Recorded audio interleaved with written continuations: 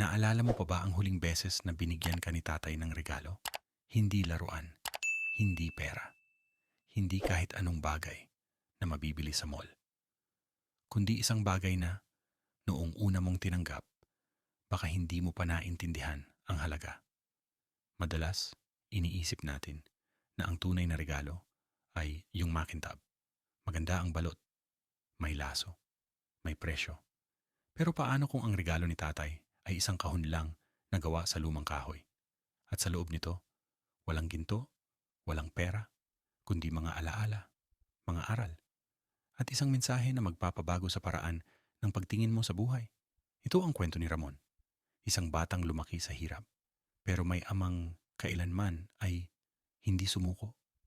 Isang ama na, kahit walang pera, may pusong marunong magmahal ng tahimik. At isang anak na naniwala na ang kahirapan ay sumpa hanggang sa matutunan niyang ang totoo, ang pinakamagandang regalo ni tatay ay hindi kailanman nababalot ng papel, kundi nakaukit sa puso. Lumipas ang mga taon at tulad ng marami sa atin, si Ramon ay lumayo, naghahanap ng sarili niyang daan. Iniwan niya ang baryo, iniwan ang bahay na gawa sa kahoy, iniwan ang ama niyang palaging pawisan pero laging may ngiti. At gaya ng mga anak na akala nila ay alam na nila ang lahat, hindi niya napansin na sa bawat pag-alis niya, may mga salitang hindi na nasabi at may mga yakap na hindi na naibalik. Kaya bago magsimula ang kwento natin, tanungin mo muna ang sarili mo. Kailan mo huling kinausap si tatay mo nang walang pagmamadali? Kailan mo huling pinakinggan ang mga payo niyang paulit-ulit mong tinatawanan? At kailan mo huling sinabi sa kanya na mahal mo siya? Hindi dahil may okasyon, kundi dahil alam mong kung wala siya, hindi mo mararating kung nasaan ka ngayon. Sabi nila, madalas daw nating ma-realize ang halaga ng isang tao kapag wala na sila. Pero baka sa pagkakataong ito, bago pa mahuli ang lahat, mas mabuting makinig tayo sa kwento ni Ramon. Ang anak na muntik makalimot sa pinakamahalagang aral na iniwan ng isang ama. Kasi sa dulo ng lahat, ang tanong lang naman talaga ay ito. Ano ang huling regalo na iniwan sa iyo ni tatay? Sa isang maliit na baryo sa Bulacan kung saan tanaw mo pa ang bundok at rinig mo ang mga tandang tuwing umaga, doon lumaki si Ramon. Simple lang ang buhay nila. Isang bahay na gawa sa kahoy, may bubong na yero, at sahig na minsan ay umiingit kapag naglalakad ka. Pero para kay Tatay Ben, sapat na iyon. Araw-araw maaga siyang nagigising. Bago pa sumikat ang araw, naririnig mo na ang martilyo niyang kumakatok sa mga piraso ng kahoy. Habang ang iba ay natutulog pa, si tatay ay gumagawa na ng mesa, upuan, o kahit ano pa na pwedeng ibenta para sa kanilang pagkain. Sa tabi niya, madalas nakaupo si Ramon. Payat, maputi, tahimik. Minsan, naglalaro ng alikabok sa sahig. Minsan, nakamasid lang sa bawat galaw ng ama niya. Anak, sabi ni tatay habang pinapako ang isang kahoy, kapag marunong kang gumawa, kahit saan ka mapunta, hindi ka mawawalan ng kakainin. Ngumiti si Ramon pero hindi niya lubos na naiintindihan. Para sa kanya, ang tunay na tagumpay ay yung may kotse, may magandang bahay, may aircon. Habang nakikita niya si tatay araw-araw, pawisan, maalikabok, at laging may amoy ng pintura, unti-unti niyang nararamdaman na gusto niyang lumayo sa ganong buhay. Tuwing hapon, sabay silang kakain sa labas ng bahay. Tuyo at kanin lang. Si tatay palaging masaya, kahit kaunti lang ang ulam. Si Ramon naman, minsan tahimik, minsan nakasimangot. Tay, tanong niya minsan, hindi ka ba napapagod? Napapagod din, anak, sagot ni tatay, sabay ngiti. Pero kapag alam mong para sa pamilya mo, nawawala ang pagod. Hindi alam ni Ramon noon na sa bawat pawis na tumutulo sa noo ng kanyang ama, may kasamang panalangin iyon. Panalangin na sana, balang araw, maging maganda ang kinabukasan ng anak niya. Kapag gabi na, habang si Ramon ay natutulog, si Tatay Ben naman ay patuloy pa ring nagtatrabaho sa maliit niyang mesa. May maliit na lamparang ilaw, may lumang radyo sa gilid, at sa tabi niya, isang kahon na gawa rin sa kahoy. Minsan, sinusulat niya sa isang pirasong papel ang mga bagay na gusto niyang sabihin kay Ramon, pero hindi niya masabi ng harapan dahil sanay siyang magmahal ng tahimik at sanay siyang magturo sa pamamagitan ng gawa, hindi salita. Maraming taon ang lumipas sa ganitong buhay. Payak pero puno ng pagmamahal. Mahirap pero may dignidad. Ngunit gaya ng lahat ng mga batang lumalaki, dumating din ang araw na si Ramon ay nagsimulang mangarap ng mundong mas malaki kaysa sa baryo nila. At sa likod ng mga pangarap na iyon, unti-unting nabuo ang distansya sa pagitan nila ng kanyang ama. Isang distansyang hindi nila napansin hanggang sa huli. Habang lumalaki si Ramon, unti-unti niyang napagtanto na iba ang mundo sa labas ng baryo nila. Tuwing pumupunta siya sa bayan, nakikita niya ang mga taong nakapustura, nakabarong, o minsan ay nakasuot ng coat at tie. Malinis ang mga kamay nila, mabango ang sapatos, at may mga sasakyan na makintab sa araw. At sa tuwing bumabalik siya sa bahay nila, nakikita niya si tatay, pawisan. May alikabok sa muka at may mga kalyo sa kamay. Habang nakayuko ito sa kahoy, patuloy na kumakanta ng mga lumang awit habang gumagawa ng mesa. Minsan, tahimik lang si Ramon sa gilid, pero sa loob niya, may isang tanong na paulit-ulit. Hanggang kailan kami ganito? Bakit hindi ko maranasan ng buhay na gaya ng nasa Maynila? Lumipas ang mga taon. Nakapagtapos siya ng high school at nagsimula ng mangarap na mag-aral sa kolehiyo sa lungsod. Ngunit alam niyang hindi iyon madali sapagkat kulang ang pera at ang tanging kayang ibigay ni tatay ay suporta at dasal. Isang gabi, habang kumakain sila ng tuyo at kanin, nagsalita si Ramon ng may halong kaba. Gusto ko pong mag-aral sa Maynila, gusto kong maging engineer o kahit ano pong trabaho na hindi madungis sa kamay. Ahimik si tatay. Tumingin lang siya sa anak niya, ngumiti ng marahan. Anak, sabi niya, kung yan ang gusto mo, susuportahan kita. Pero sana, huwag mong ikahiya kung saan ka galing. Dahil kahit pawis ang trabaho ko, marangal ito. Ngunit sa loob ni Ramon, may halong inis at lungkot. Hindi niya maintindihan kung bakit tila kontento na si tatay sa simpleng buhay. Bakit hindi rin niya gustong umasenso? Bakit parang walang pangarap? Minsan, kapag may mga kaklase siyang bumibisita, naririnig niya ang isa sa kanila na pabulong na nagtatawanan. Si Ramon, anak ng karpintero. At doon, sa unang pagkakataon, naramdaman niya ang hiya. Pag-uwi niya sa bahay, nakita niya si tatay na nakangiti. May dalang maliit na kahon ng tinapay. Pasalubong mula sa pinagtrabahuhan niya. Para sa iyo anak, sabi niya. Pero si Ramon, imbis na ngumiti, tiningnan lang ito at tahimik na pumasok sa kwarto. Sa gabing iyon, habang si tatay ay muling nagtrabaho sa ilalim ng mahina niyang lampara, si Ramon ay nakatingin sa langit, sa labas ng bintana. Pinangarap niyang balang araw, aalis siya sa baryo.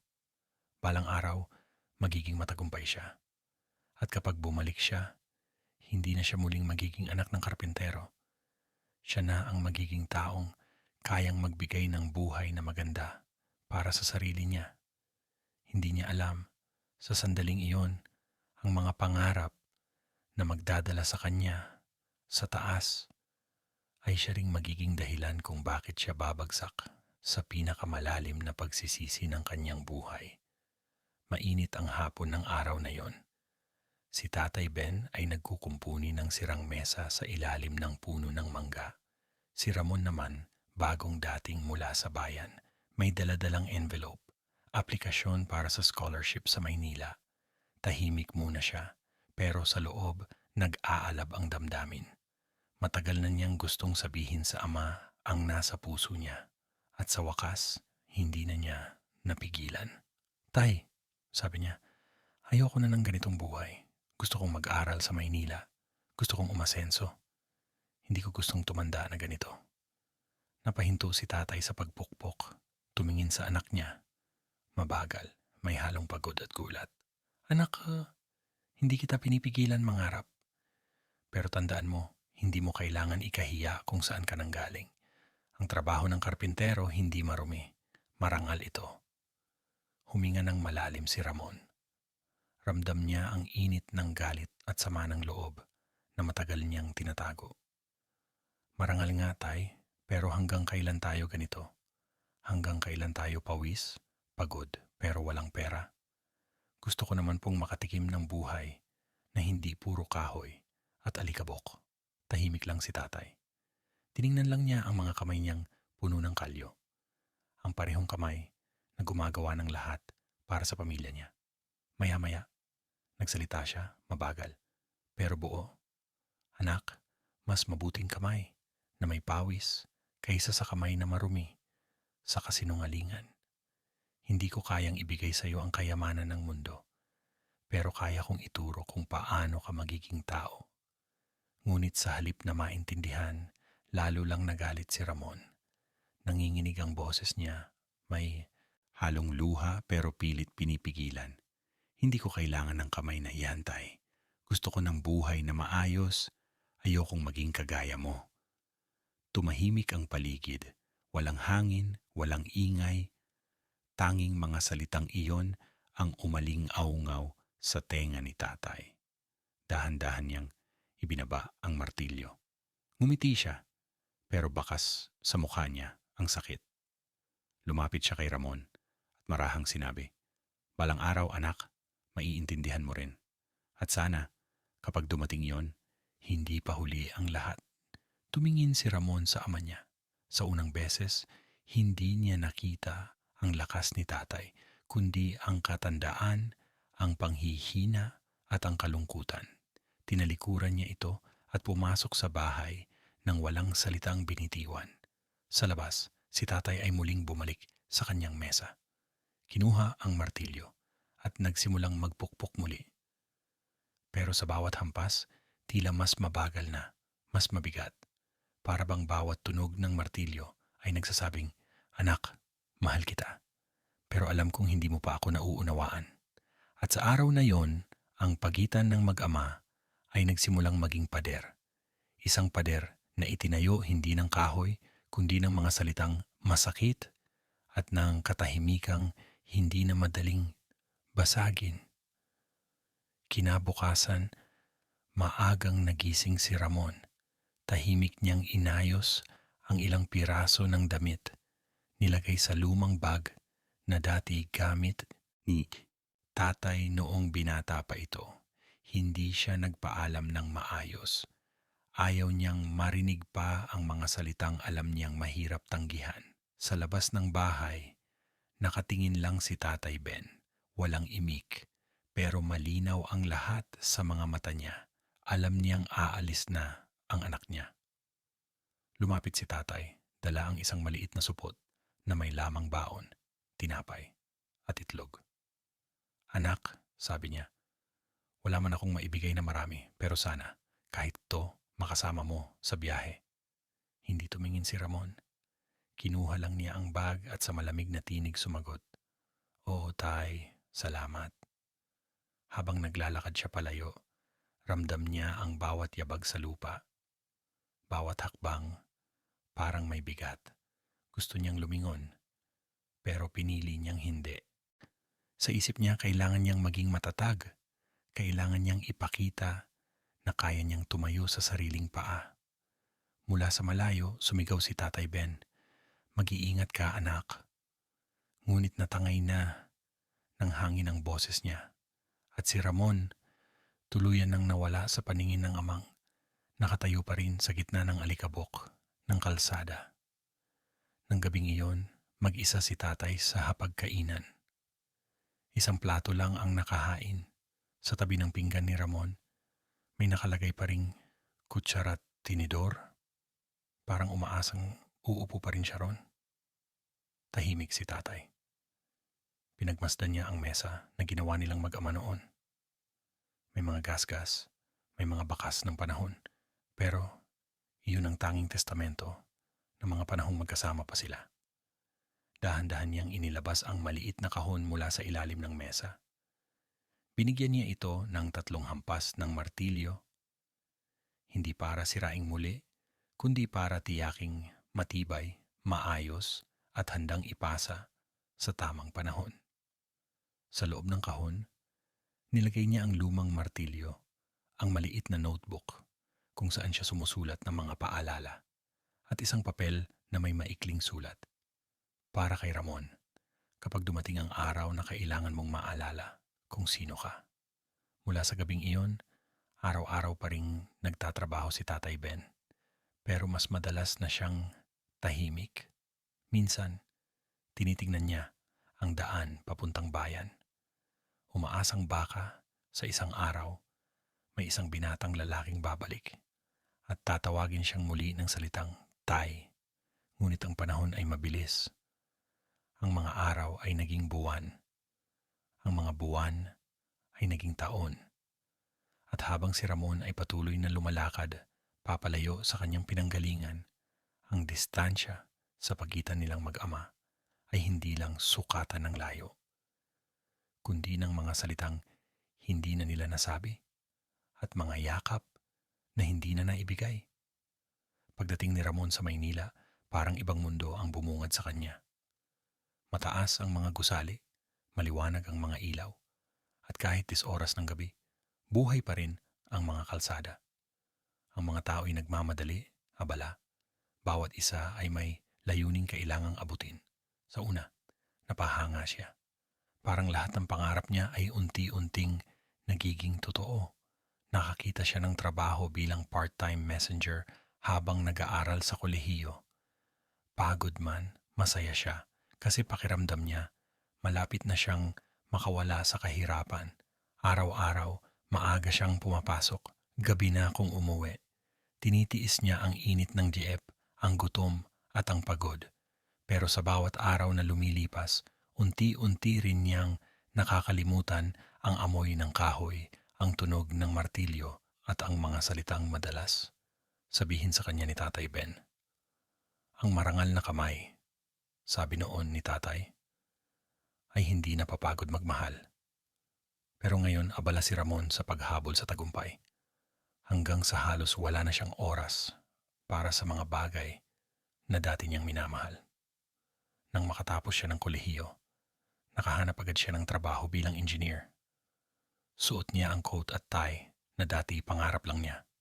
May aircon sa opisina, may sweldo bawat buwan, at may mga taong bumabati ng Sir Ramon. Para sa lahat, si Ramon ay matagumpay. Ngunit sa loob niya, may kakaibang katahimikan. Kapag gabi na at mag-isa siya sa inuupahang kwarto, tinitingnan niya ang larawan ng pamilya sa lumang pitaka. Si tatay, si nanay, at siya noong bata pa. Sa bawat tingin niya, parang naririnig niya ang boses ni tatay. Anak, huwag mong kalimutan kung saan ka nanggaling. Ngunit agad niyang isinasara ang pitaka. Anong silbi ng alaala kung wala namang silbi sa tagumpay? Bulong niya sa sarili. Lumipas ang mga taon. Tumaas ang posisyon ni Ramon. Tumaas din ang sweldo. Nakabili siya ng bagong relo, bagong cellphone at bagong sasakyan. Ngunit sa bawat bagong bagay na dumarating, parang may nawawala sa loob niya. Isang parte ng pagkatao niyang dahan-dahang naglalaho. Isang gabi, habang nakatingin siya sa bintana ng kanyang kondo, nakita niya sa ibaba ang isang matandang naglalakad. Bit-bit ang martilyo at lumang kahon. Napahinto siya. Hindi niya kilala ang lalaki, pero sa ilang segundo, parang nakita niya si tatay. Ang anyo ng taong minsang minahal niya, ngunit pilit niyang kinalimutan. Mabilis niyang isinara ang kortina, parang gusto niyang itago ang sarili sa katotohanan. Pero sa loob, may boses na paulit-ulit. Kahit gaano ka kataas, anak, Kung kinalimutan mo ang lupa na pinagmulan mo, mawawala rin ang tibay ng pundasyon mo. At doon nagsimula ang pag-ikot ng tadhana dahil sa oras na akala niya ay nasa tuktok na siya ng tagumpay. Unti-unti namang magbabalik ang mga alaala ng kahapon at kasama nito ang pagsubok na magpapaalala sa kanya kung ano talaga ang ibig sabihin ng salitang regalo. Isang gabi, habang abala si Ramon sa kanyang opisina, naliligo sa liwanag ng mga computer screen at mga dokumentong kailangang tapusin, biglang tumunog ang cellphone niya. Isang tawag mula kay nanay. Pagod siya, kaya saglit muna niyang tinitigan ang pangalan sa screen. Napabuntong hininga. Matagal na rin mula nang huli silang nagkausap. "Hello, Nay," sabi niya habang patuloy na nagtatype. "Anak," mahina ang tinig sa kabilang linya. "Matagal ka nang hindi tumatawag. Kumain ka na ba?" "Medyo busy lang po, Nay. Marami lang pong trabaho." Tahimik sa kabilang linya. Tila pinipilit ni nanay na ngumiti kahit ramdam ang pangungulila. "Anak, si tatay mo gusto kang makita." Sabi niya, kahit sandaling tawag lang daw, masaya na siya. Napatingin si Ramon sa orasan. 8:00 na ng gabi. May meeting pa siyang kailangan tapusin bukas. "Nay, sabihin niyo po kay tatay. Tatawag ako sa weekend, promise? Busy pa po ako ngayon." Tumahimik si nanay. Tanging hinga lang niya ang maririnig. Sige anak. Ingatan mo ang sarili mo, ha? Mahal ka namin ng tatay mo." Ngumiti si Ramon kahit hindi nakikita ni nanay. "Opo, Nay. Mahal ko rin kayo." Pati po kay tatay. At doon nagtapos ang tawag. Simple. Walang drama. Akala niya, isa lang yon sa libo-libong tawag na madalas niyang ipagpaliban. Ngunit kinabukasan, habang papunta siya sa opisina, muli na namang tumunog ang cellphone niya. Parehong pangalan. Nanay. Ngunit ngayong gabi, iba na ang tinig. Mahina, nanginginig, puno ng luha. "Anak, si tatay mo, wala na." Natigilan si Ramon. Ang paligid biglang natahimik. Parang huminto ang mga sasakyan, ang hangin, ang oras. Walang lumabas na salita sa bibig niya. Ang tanging naramdaman niya ay ang pagigting ng dibdib. Parang may tinik na hindi niya mailuwa. "Paano po nangyari?" "Kanina lang, anak." Tumigil ang paghinga niya habang nag-aayos ng mesa. Hawak pa rin niya ang martilyo at may ngiti sa labi. At doon bumagsak ang cellphone mula sa kamay ni Ramon. Hindi na niya alintana ang mga taong nasa paligid, ang mga ingay ng syudad, ang mga ilaw ng sasakyan. Ang tanging laman ng isip niya, huli na. Huli na para tawagan. Huli na para magpasalamat. Huli na para sabihing, "Tay, mahal kita." At sa unang pagkakataon sa loob ng maraming taon, napahagulgol si Ramon sa gitna ng lungsod na minsang inakalang magbibigay sa kanya ng lahat. Ngayon, kahit gaano siya kayaman, wala nang halaga ang kahit anong bagay dahil ang tanging taong nagbigay sa kanya ng tunay na kayamanan ay wala na. Pagkalipas ng ilang oras, sumakay si Ramon ng bus pauwi ng probinsya. Tahimik lang siya sa upuan, nakatanaw sa labas ng bintana. Ang bawat tanawin, mga palayan, bundok, ilog, tila pamilyar, ngunit parang ibang mundo na.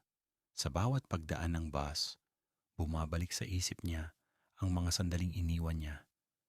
Si tatay, ang araw na hindi siya lumingon, at ang mga salitang hindi na mababawi. "Ayokong maging kagaya mo, tay." Ngayon, iyon na lang ang paulit-ulit niyang naririnig sa sarili niya. Parang martilyong kumakatok sa konsensya niya sa bawat tibok ng puso. Pagdating niya sa baryo, madilim na. Tahimik ang paligid. Tanging tunog ng kuliglig ang maririnig. Ang bahay nila, nakatayo pa rin, pero iba na ang pakiramdam. Walang ilaw, walang tawanan, walang amoy ng kahoy na dati ay bumabalot sa lugar. Sa loob ng bahay, naroon ang kabaong, nakatakip ng puting tela. Si nanay, nakaupo sa gilid, pagod at umiiyak. Lumapit si Ramon, nanginginig ang kamay. Tay, mahina niyang tawag. Wala nang tugon. Tanging katahimikan ang sumagot sa kanya. Malalim, malamig, at totoo. Lumapit si nanay. Pinisil ang kamay niya. Anak, sabi niya, iniwan ni tatay ito para sa'yo. At inabot niya ang isang maliit na kahon na gawa sa kahoy. Luma na, may mga gasgas, pero maayos pa rin. Sa ibabaw, nakaukit ang mga salitang, para kay Ramon. Hawak ni Ramon ang kahon, parang may bigat itong hindi niya maipaliwanag. Inilapit niya ito sa dibdib niya at doon na tuluyang bumagsak ang luha. Sa unang pagkakataon, naramdaman niyang wala na talagang babalik ang yakap, wala nang tinig na tatawag sa kanya ng anak. Lumipas ang gabi, tahimik lang siya sa tabi ng kabaong. Habang pinagmamasdan ang mukha ni tatay, nakita niya ang mga linyang dulot ng taon ng paghihirap. Ngunit sa gitna nito, may bakas ng ngiti. Parang payapang nagsasabing, anak, tapos na. Naituro ko na.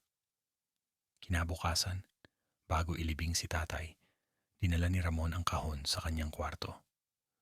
Matagal niya itong tinitigan at sa wakas, dahan-dahan niya itong binuksan. Sa loob, may 3 bagay. Isang lumang martilyo, isang maliit na notebook na halos mapunit na, at isang liham. Huminga siya ng malalim. Alam niyang bawat salitang babasahin niya ay magbubukas ng sugat na siya ring magpapagali ng sa kanya. At bago niya simulang basahin, bumulong siya ng mahina. Tay, patawarin mo ako. Dahan-dahan niyang binuksan ang liham. Lumang papel, may bahid ng pawis at dumi ng kahoy. Parang bawat tupi ng papel ay may kasamang alaala. Habang binubuksan niya ito, nanginginig ang mga kamay ni Ramon, tila natatakot sa katotohanang mababasa niya. At doon, sa pagitan ng mga linya ng tinta na halos kupas na, nabasa niya ang mga salitang magpapabago sa buong pagkatao niya. Anak, kung binabasa mo ito, siguro wala na ako dyan. Pasensya ka na kung minsan hindi ako nakapagsalita ng tama. Hindi ako mahusay magsabi ng salitang mahal kita. Pero sana, naramdaman mo yon sa bawat araw na pinagpawisan ko para sa inyo. Anak, hindi ko kayang ibigay sa iyo ang marangyang buhay, pero gusto kong malaman mo, ang tunay na yaman hindi nasusukat sa laki ng bahay o sa taas ng sahod. Nasusukat yan sa kung gaano ka kasipag at kung gaano mo kayang magmahal ng totoo. Ang mga kamay kong ito, marumi man at puno ng kalyo, ito ang nagturo sa akin ng tiyaga. Kaya't kung sakaling dumating ang araw na manghina ka, gamitin mo ang mga kamay mo para bumangon. Dahil yan ang tunay kong pamana sa iyo. Tatay Ben, hindi na napigilan ni Ramon ang kanyang luha. Isa-isang tumulo ito sa ibabaw ng papel, parang gustong hugasan ang lahat ng sakit at pagkukulang ng mga taon. Hawak niya ang martilyong nasa loob ng kahon.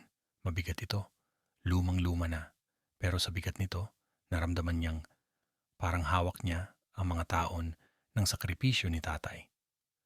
Habang pinagmamasdan niya ito, bumalik sa isip niya ang mga tunog ng martilyo sa bawat umaga, ang mga ngiti ni tatay tuwing tinatapos ang isang mesa, at ang mga payo nitong hindi niya pinakinggan. Ngayon lang niya naintindihan. Hindi kahoy ang itinuturo ni tatay sa kanya, kundi kung paano gumawa ng buhay na matibay. Isang buhay na marangal at hindi basta-basta mabubuwag ng unos. Tahimik siyang umupo sa gilid ng kama. Ang liham nasa dibdib niya. Ang martilyo hawak niya sa 2 kamay. Tay, bulong niya. Ngayon ko lang naintindihan. Hindi mo ako tinuruan kung paano yumaman. Tinuruan mo akong maging tao. Sa labas ng bahay, unti-unting tumila ang ulan. At sa unang pagkakataon pagkatapos ng maraming taon, nakita ni Ramon ang sinag ng araw na sumisilip sa ulap. Sa gitna ng kirot at pangungulila, may kapayapaan siyang naramdaman, ang kapayapaang dulot ng pag-unawa at pagpapatawad. Kinabukasan ng libing, maagang nagising si Ramon. Tahimik pa ang paligid. Sa mesa ni tatay, nandoon pa rin ang mga gamit nito. Martilyo, pako, at mga piraso ng kahoy na hindi na natapos gawin. Parang naghihintay ang mga ito sa kamay na hindi na kailanman babalik. Lumapit si Ramon. Pinagmasdan niya ang bawat bagay na dati niyang kinaiinisan. Ngayon, bawat alikabok ay tila may kwento. Bawat pako ay parang paalala. Kinuha niya ang martilyo. Hinawakan ito ng mahigpit at doon niya naramdaman ang bigat ng mga taon. Mga taon ng pagod, sakripisyo at katahimikang puno ng pagmamahal ni Tatay Ben. Napapikit siya. Sa isipan niya, parang naririnig niya ang tinig ng ama. Anak, kapag marunong kang gumawa, hindi ka mawawalan ng kakainin. Pero higit sa lahat, kapag marunong kang magmahal, hindi ka mawawalan ng dahilan para mabuhay. Nang dumilat siya, parang gumaan ang paligid. Tumingin siya sa labas ng bintana. Ang araw ay unti-unting sumisikat at ang liwanag nito ay dahan-dahang pumapasok sa loob ng bahay. Ngayon lang ulit naging maliwanag ang bahay na iyon. Doon niya napagtanto, hindi pera, hindi tagumpay, hindi posisyon ang tunay na kayamanan, kundi ang kakayahang bumuo ng buhay mula sa pawis at pagmamahal. Iyon ang itinuro sa kanya ni tatay. Bumalik siya sa Maynila matapos ang ilang araw dala ang kahon, liham at martilyo. Hindi na niya itinago sa aparador. Inilagay niya ito sa ibabaw ng kanyang mesa sa opisina. At sa tuwing titingnan niya iyon, pakiramdam niya, nakatingin din si tatay sa kanya. Parang nagsasabing, "Tama na anak, natuto ka na." Simula noon, nag-iba si Ramon. Hindi na siya ang dating lalaking puro trabaho, puro ambisyon. Natuto siyang ngumiti, makinig at magpasalamat. Nagsimula rin siyang tumulong sa mga trabahador sa proyekto. Hindi lang bilang boss, kundi bilang kapwa. Minsan may isang batang manggagawa ang nagtanong, "Sir, bakit po kayo marunong magmartilyo? Akala ko po engineer lang kayo." Ngumiti si Ramon, tiningnan ng martilyo sa kanyang kamay at sagot niya, "Tinuruan ako ni tatay. Matagal na." At sa sandaling iyon, naramdaman niyang buhay si tatay. Hindi sa alaala lang, kundi sa bawat gawain, sa bawat kabutihan, sa bawat pusong natutong magmahal muli. Ngayon alam na ni Ramon kung ano ang ibig sabihin ng pagiging mayaman. Ito ay hindi kung gaano karami ang iyong pera, kundi kung gaano karaming puso ang napasaya mo sa daan. At doon, tuluyang nagising ang puso niyang matagal nang natutulog. Ang puso ng isang anak na sa wakas, natutong pahalagahan ang regalong iniwan ng ama. Ang regalong hindi nabubulok, hindi nawawala, at hindi kailanman malilimutan. Ang kabutihang itinuro ng isang tatay na tahimik, ngunit totoo. Mula ng araw na yon, nagbago ang takbo ng buhay ni Ramon. Ang dating lalaking abala sa tagumpay, ngayon ay abala sa paggawa ng kabutihan. Ang dating opisina niyang puno ng papeles, ngayon ay may mga larawan ng pamilya at sa gitna ng mesa, nakatayo ang lumang martilyo ni Tatay Ben. Hindi na lang ito isang bagay na luma o simbolo ng nakaraan. Ito na ang paalala ng lahat ng aral na hindi matutumbasan ng kahit anong diploma o karangyaan. Isang araw, nagkaroon ng malaking problema sa proyekto nila. May bumigay na bahagi ng gusali at lahat ng manggagawa ay natakot lumapit. Ngunit si Ramon, imbes na magalit o magturo ng sisi, lumapit sa site, kinuha ang lumang martilyo mula sa kanyang bag at nagsimulang tumulong. "Sir, kayo po ba ang gagawa?" Tanong ng isang trabahador, gulat sa kanyang nakita. "Oo," sagot ni Ramon habang nakangiti. "Hindi masama kung madumihan ang kamay. Mas masama kung pinabayaan mo ang iba habang kaya mo namang tumulong." Tahimik ang lahat. Walang sanay na boss ang gumagawa ng ganoon. Ngunit sa bawat hampas ng martilyo, parang naririnig nilang muli ang boses ng isang amang karpintero. Simple, pero may dignidad. Mahina, pero may lakas ng puso. Matapos ang araw na iyon, naging inspirasyon si Ramon sa mga empleyado niya. Tinuruan niya silang huwag ikahiya ang trabaho na walang maliit o maruming gawain kung ito'y ginagawa ng may malasakit. At sa bawat pagtuturo niya, laging laman ng isip niya si tatay. Kapag may mga batang trabahador na nagkukwento ng kanilang hirap, palagi niyang sinasabi, alam ko yung pakiramdam.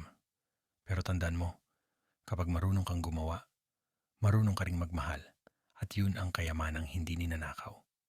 Lumipas ang mga taon, lumago ang kumpanya ni Ramon. Ngunit higit pa sa mga proyekto at kita, ang ipinagmamalaki niya ay ang mga taong natutunan niyang tulungan, mga batang galing sa hirap, mga ama na katulad ni Tatay Ben, na tahimik lang pero nagsisilbing haligi ng tahanan. Sa bawat dulo ng taon tuwing Pasko, binibisita ni Ramon ang lumang bahay nila sa probinsya. Hindi na ito kasing ganda ng dati pero puno ng alaala. Doon niya nililinis ang lumang mesa ni tatay at tinatanggal ang alikabok sa kahon kung saan nagsimula ang lahat.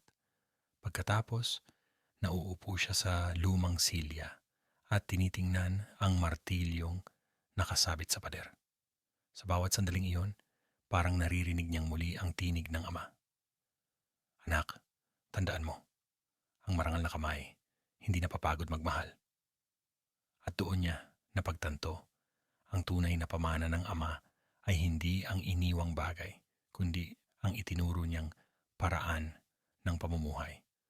Ngayon, ang mga kamay ni Ramon ay hindi natakot sa pawis, hindi natakot sa putik, dahil alam na niya, ang bawat patak ng pawis ay tanda ng pagmamahal at ang bawat hampas ng martilyo ay pagpapatuloy ng kwento ni Tatay Ben. Lumipas ang mga taon at si Ramon, na dating batang galit sa kahirapan, ay naging lalaking marunong pahalagahan ang mga bagay na hindi nabibili ng pera.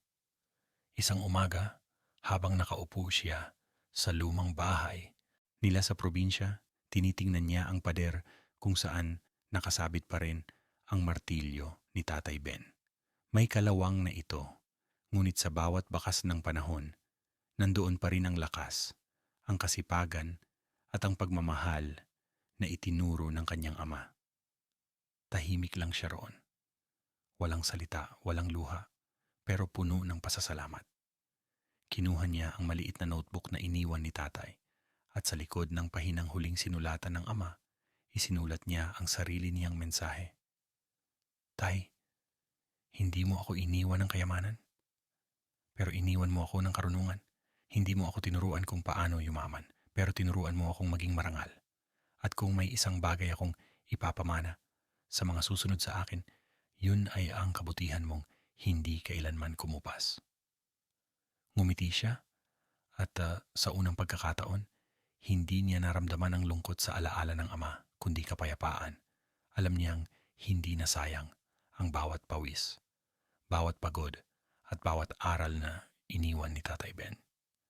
Dahil ang kwento ng isang karpintero ay naging kwento ng isang buhay na may direksyon. Bago siya umalis ng bahay, huminto siya sa pinto. Luminga siya sa paligid. Ang lumang mesa, ang upuang gawa sa kahoy, at ang martilyong minsan ay iniwasan niyang hawakan. Ngayon, iyon na ang pinaka-precious na bagay sa kanya. Ngumiti siya at mahina niyang sinabi, Tay, salamat sa regalo mo. Hindi ito kahon, hindi ito pera. Ito ay ang pagkakataon na matutunan kong magmahal, magsikap at mamuhay ng marangal. Lumakad siya palabas ng bahay, dala ang liwanag ng araw. At habang tumatapak siya sa daan papalayo, hindi na niya nararamdaman ang bigat ng nakaraan dahil alam niyang bawat hakbang niya ay pagpapatuloy ng mga yapak ng isang amang tahimik na nagmahal. Mga kaibigan, ang tunay na regalo ng isang ama ay hindi nasusukat sa halaga ng iniwan niya, kundi sa kung paano niya hinubog ang ating puso. Kaya kung may pagkakataon ka pa, yakapin mo si tatay, pakinggan mo ang mga kwento niya at iparamdam mong mahal mo siya.